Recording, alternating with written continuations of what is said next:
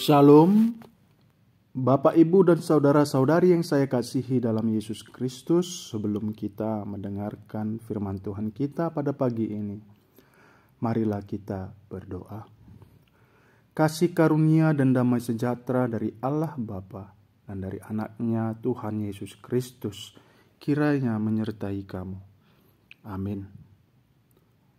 Bapak, Ibu, dan saudara-saudari yang saya kasihi dalam Yesus Kristus, renungan kita pada hari ini Rabu tanggal 27 November 2024 diambil dari kitab Keluaran pasal 24 ayat 7.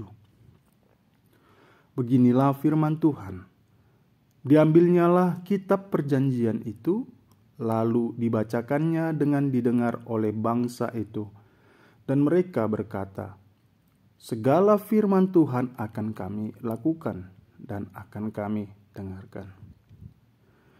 Bapak, Ibu, dan saudara-saudari yang saya kasihi dalam Yesus Kristus, Keluaran 24 adalah upacara puncak dari pendirian relasi perjanjian antara Tuhan dan umat Israel. Musa sendiri menjadi pemimpin upacara. Musa melalui upacara dengan memberitahukan segala firman Tuhan dan segala peraturan. Atas apa yang disampaikan Musa, umat Israel menjawab, segala firman yang telah diucapkan Tuhan itu akan kami lakukan.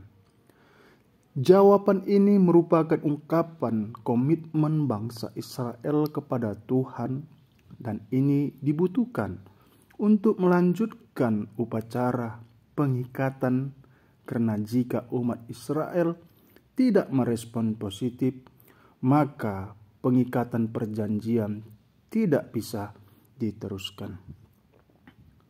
Selanjutnya, pemanfaatan darah sebagai ikatan perjanjian diungkapkan secara eksplisit.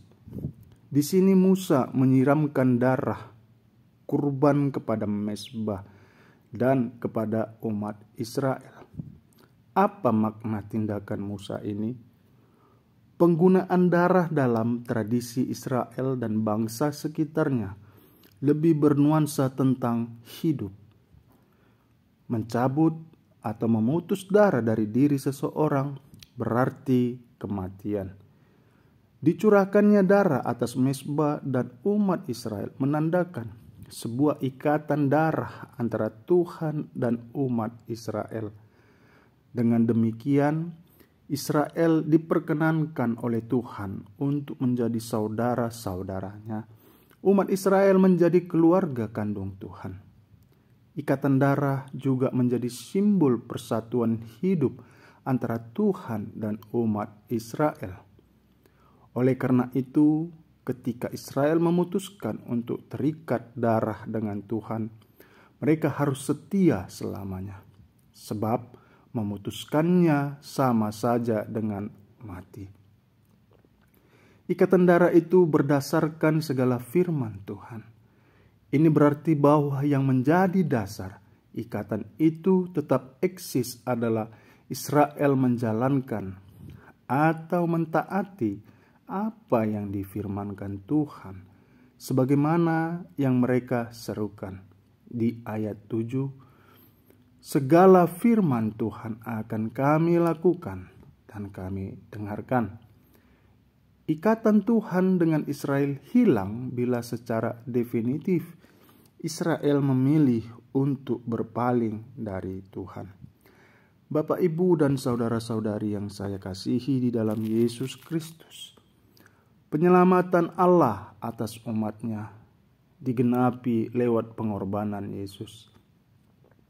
Ia rela disalibkan sebagai kurban terakhir, menggantikan dosa kita. Ia menebus dan menyelamatkan kita dengan curahan darahnya di Golgota.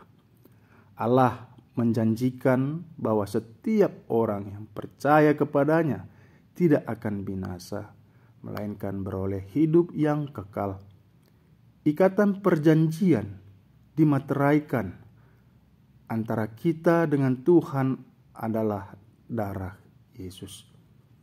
Ketika menerima Yesus sebagai juru selamat, kita mengakui bahwa Ia adalah Tuhan. Sekarang tinggal bagaimana respon kita menerima keselamatan itu. Setelah menerimanya, apakah kita bertekad melakukan firman-Nya setiap hari? Apakah kita konsisten berpegang pada janjinya atau tidak? Tentu hanya waktu yang dapat menguji. Waktu adalah alat uji paling sempurna dari sebuah komitmen. Mari kita memohon pimpinan Roh Kudus agar diberikan kemampuan untuk taat kepadanya. Amin. Mari kita berdoa. Terima kasih Tuhan, kami dapat bangun menghirup udara pagi.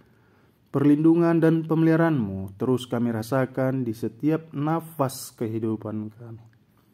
Ya Tuhan, kami percaya dan menerima Kristus Yesus Juru Selamat, sehingga kami menerima kehidupan yang kekal.